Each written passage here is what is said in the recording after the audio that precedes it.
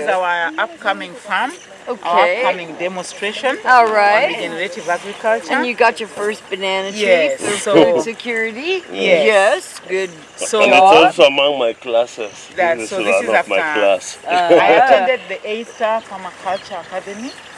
Yeah, so I've been trying to visualize what I need to do. So eventually I've now convinced my husband that this is the way to go. You know, in Africa, land belongs to the man.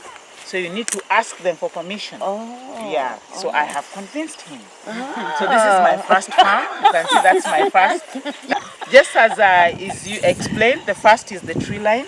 So after every meter there's a tree. So there's a fruit tree, then there's vegetables, then another forest tree, then a fruit tree, vegetable. So there's an assortment of vegetables here. Very good. That's my grass line. That's my vegetable line. You can see I have some onions.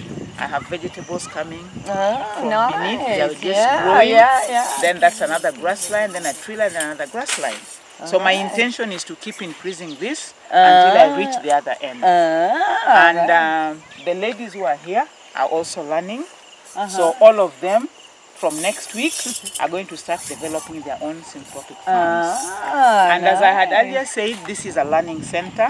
So we do all kinds of climate smart agriculture so that when you come you can compare the results. So that you're able to know what you want to pick. So just behind there I had a very beautiful pot garden. But I have so many wild animals coming here. So they ate my vegetables and broke my pot. This is a corn garden. It's one of the smart agriculture technologies that we are trying to promote. And you have chard? Yes, that's chard. Oh, chard. Yeah, I love chard. Oh, wow. Then that's kale. Then that is solanum, nigram, osuga. Then this is pepper. Yeah, nice. And in this system, we are just trying to demonstrate that you can have a small garden but be able to produce a lot of food for house consumption. Funny enough, when the drought came, all this pepper dried up. But when the sun came, I saw them regenerating again. And there is heavy production of fruit, as you can see. They're producing a lot. So eventually this is going to be another tree line for me. Then I start the other side. I want this to go up to that end and that one to go to the other end. Then on the trees there, I've just been advised by my trainer that I can dig the base of the trees and have hedges there, plant vegetables there so that I improve the soil, the water penetration into the soil. Then I planted mulberries, the ones you gave me. I have eaten fruit from that one. Wow. And I'm now about to eat fruit from this one. Wonderful. I am trying to establish a fruit orchard. By the time I was establishing this, I had not met my trainer. But now I have known that I can change this also into an ecosystem.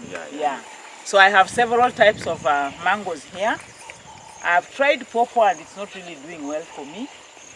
It keeps, I think because of the water, the place has a lot of water. But here I have about 20 different types of mangoes, which are in due course, you are going to turn this into a new ecosystem. I tried planting this, the jack bean, and this thing does wonderfully well in this soil.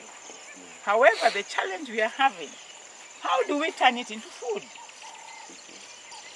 Because we are really harvesting a lot of seed. It doesn't dry even when it is very sunny.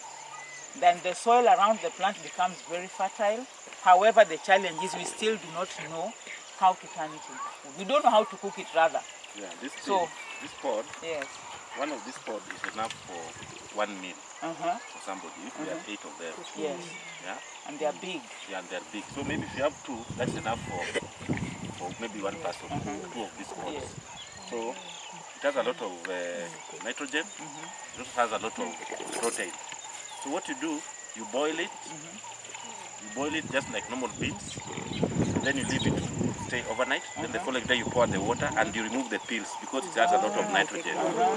So there are some people who can react to the nitrogen. So that's what we do that. But other people just eat it like that. Those who cannot react. But it's a very good bean.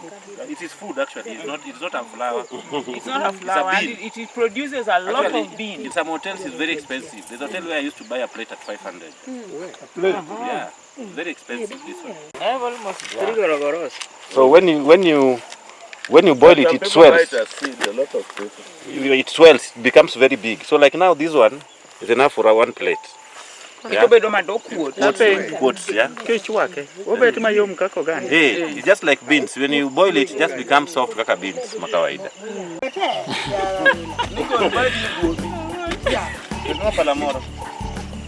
All right, here we go.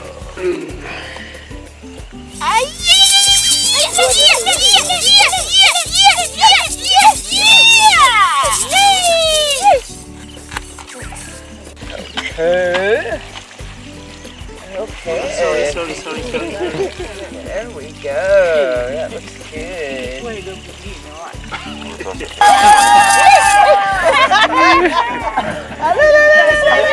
Okay, here we go.